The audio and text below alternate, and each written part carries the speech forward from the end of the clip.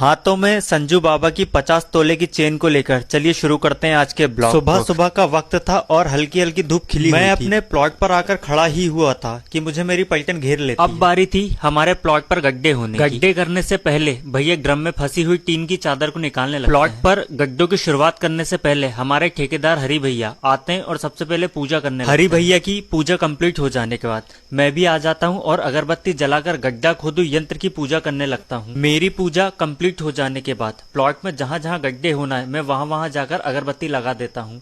अगरबत्ती लगा देने के बाद मैं गड्ढा खोदू यंत्र के पैर पड़कर पास में रखे हुए पत्थर पर नारियल फोड़ देता हूं। नारियल के जल को आसपास चढ़ा देता हूं और जगह को स्थानों को शुद्ध कर देता हूं। उसके बाद मैं फूटा चिरौंजी का प्रसाद भी गड्ढों में चढ़ा देता हूं। सारे तामझाम निपट जाने के बाद अब बारी थी गड्ढों के काम की शुरुआत करने की। थोड़ी ही देर बाद हमारे मित्र बंटी आ जाते हैं और हमसे चर्चा करने लगते हैं। बंटी भाई से चर्चा हो जाने के बाद मैं आ जाता हूँ और ठेकेदार हरि भैया से थोड़ी बहुत बात करने लगता हूं। फिर से हमारे बंटी भाई आ जाते हैं और हम फिर से उनके साथ चर्चा करने लगते हैं और गड्ढा कैसे खुद रहा उस गड्ढे को देखने लगते हैं। भैया मिट्टी को अपने हाथों से बाहर निकालते जा रहे हैं। तीनों भैयाओं ने मिलकर इस गड्ढे को पाताल लोक की गहराई तक खोद दिया है।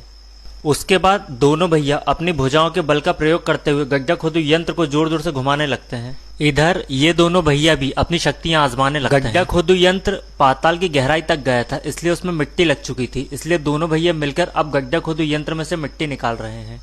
पानी गिर जाने के बाद मैं प्लॉट पर आ जाता हूँ और नारियल खाते हुए मौसम का मजा लेने लगता हूँ। बारिश हो जाने के कारण पूरे प्लॉट पर कीचड़ हो चुका था, लेकिन उसके बावजूद सभी भैया लोग बड़ी मेहनत के साथ काम में लगे हुए थे। यहाँ पर दोनों भैया कंधों की मदद से गड्ढा खोदने का काम कर रहे हैं। आप लोगों ने मिली जुली सरकार तो सुना ही होगा, अब मिला जुला काम भी देख लीजिए। प्लॉट पर गड्ढों की खुदाई का काम चल ही रहा होता है। उतनी देर में गिट्टी की ट्राली से भरा हुआ एक ट्रैक्टर आ जाता है और हमारे प्लॉट के सामने खाली होने लगता है। कुछ ही घंटों के बाद रात हो जाती है और एक छोटा ऑटो हमारा सीमेंट का स्टॉक लेकर आ जाता है। बारिश का मौसम चल रहा है, इसलिए सीमेंट को हवा और पानी से बचाना बहुत जरूरी है। इसलिए हमने उसे बहुत सावधानी के साथ अंदर शटर में रखवा दिया, सीमेंट पानी से खराब ना हो। दोस्तों, आज के ब्लॉग में इतना ही। इसके आगे की कहानी अगले ब्लॉग में। तब तक के लिए बाय बाय।